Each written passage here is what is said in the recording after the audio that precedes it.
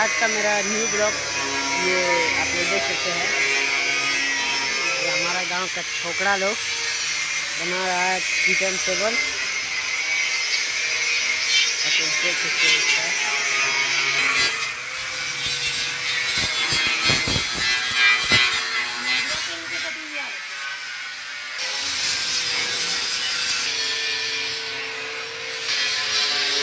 तो है गाइस, जो कि आप लोग देख सकते हैं हमारा टेबल इस प्रकार का दिख रहा है। और ये हमारा फंकी है।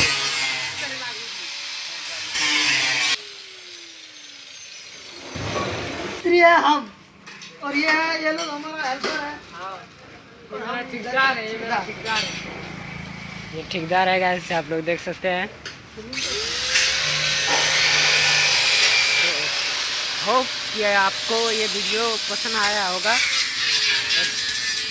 कुछ नया टॉपिक लेके और नेक्स्ट वीडियो।